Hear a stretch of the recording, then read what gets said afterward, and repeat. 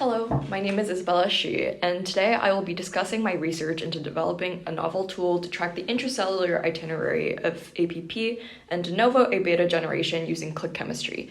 Before I begin, I would like to give thanks to my mentor, Leah Chernesky, and my PI, Dr. Jinmu Lee, who have helped me to be involved in this project since February and have helped deepen my understanding of Alzheimer's disease, as well as nurture my interest towards a future in research. And with that, today I will be discussing one of the many unknowns of Alzheimer's disease, which is the exact subcellular pathway of amyloid precursor protein, also known as APP, and the generation of A-beta.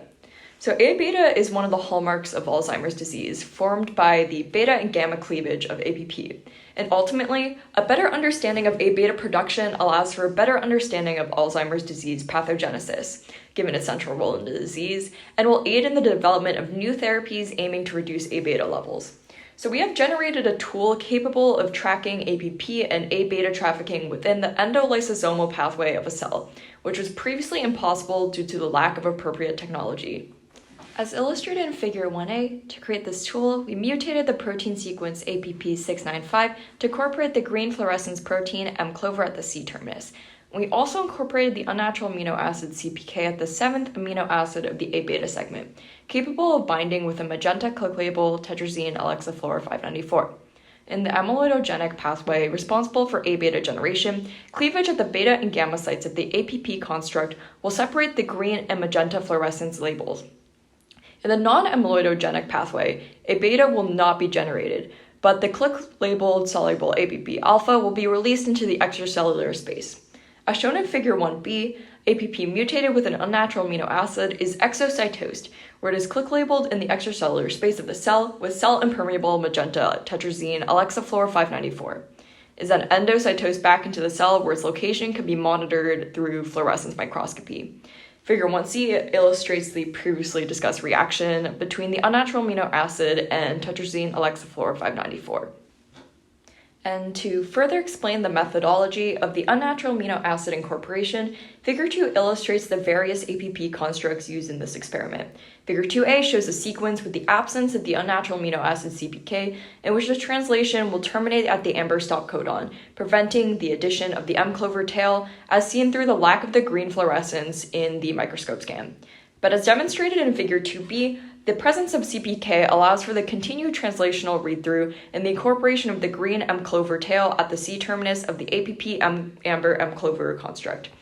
Figure 2c shows the wild-type APP M-clover construct, which resembles the expression of APP amber M-clover. And the microscopy scans of the latter two APP constructs are very similar, showing green fluorescence due to the presence of the green M-clover tail in both. Once the APP constructs are created, the click label can be added to the live mouse neuroblastoma cells expressing APP amber M-clover to track the process of APP trafficking in a procedure known as the pulse chase. Figure 3 diagrams the process of this pulse click labeling, where the cells are incubated at 4 degrees Celsius with cell-impermeable tetrazine AF594 for an hour.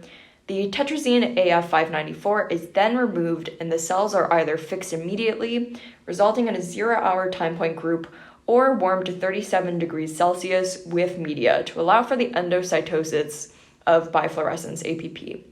And these cells are then fixed at various time points between 20 minutes and 6 hours. Figure 4 demonstrates the specificity in the click label for the APP amber M-clover construct and comparing it to the APP wild-type M-clover. The APP wild-type M-clover does not show evidence of magenta click labeling, which would result in the bifluorescent white color. Meanwhile, the unnatural amino acid in APP amber M-clover allows for the addition of a magenta click label, resulting in visible bifluorescence.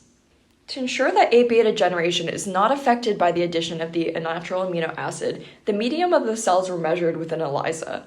Illustrated in Figure 5, APP wild-type M-clover and APP amber M-clover have similar concentrations of A-beta, with and without the gamma secretase inhibitor, shown in the black bars and white bars respectively in the first two sections of the bar graph. The gamma secretase inhibitor was able to reduce the A-beta levels to those of the vector, which serves as a control. The vector is a plasmid that encodes for the unnatural amino acid, but not the APP, allowing it to serve as a baseline measurement for A-beta. Similarly, APP amber M-clover without the unnatural amino acid expresses the same baseline measurement as it doesn't produce A-beta. Given that APP wild-type M clover and APP amber M clover without GSI both have higher levels of A beta than baseline and are similar to each other, the APP amber M clover A beta generation is comparable to APP wild-type M clover. The results of the pulse trace of APP amber M clover are visualized using super-resolution microscopy in Figure 5. In row A, the endocytosis of the click label can be shown through the bifluorescence, illustrating the endocytosis of the click-labeled APP. Row B shows the magenta click label, which is endocytosed into the cell over time, and row C illustrates the APP construct with the M clover tail, which has a uniform presence across all the time points.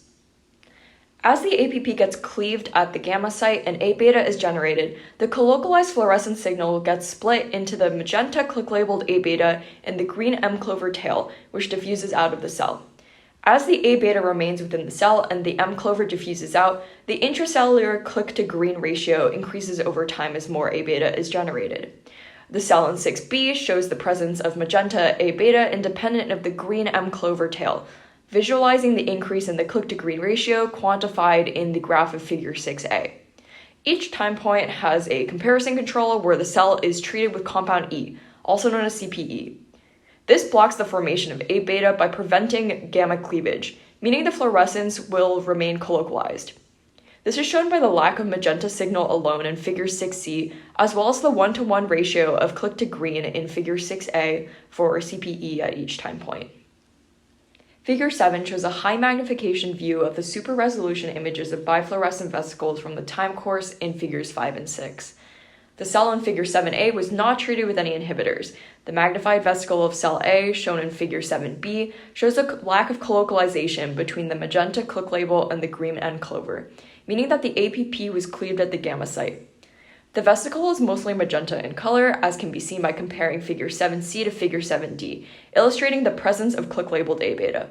In contrast, the magnified cell of Figure 7e, as depicted in Figure 7g, is treated with CPE and shows consistent colocalization, as shown by the minimal amount of independent magenta color and large amount of overlap between the click label, Figure 7g, and the M clover table, 7h. The comparison to the cell with CPE illustrates that this tool can be used as a reporter of A beta generation.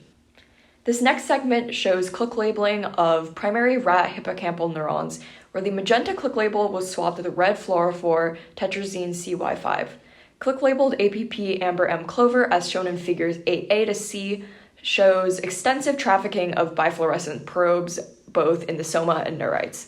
Structured illumination microscopy revealed that tetrazine CY5 and green M clover were colocalized on the limiting membranes, as shown in Figures 8d to g, suggesting that the APP construct was endocytosed by vesicles within neurites. This gathered data has helped us determine that unnatural amino acid mutagenesis, along with click chemistry, can allow for the qualitative and semi-quantitative visualization of APP and A beta generation. The bifluorescent signal and A beta signatures generated can be examined through fluorescence object-based analysis, as well as super-resolution microscopy. This technology can be implemented into primary neuronal cultures to understand the trafficking itinerary of APP.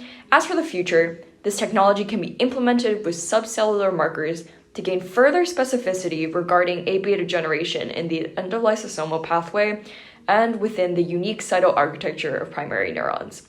Finally, it may reveal new druggable targets in the pathogenesis of Alzheimer's disease. Thank you for listening.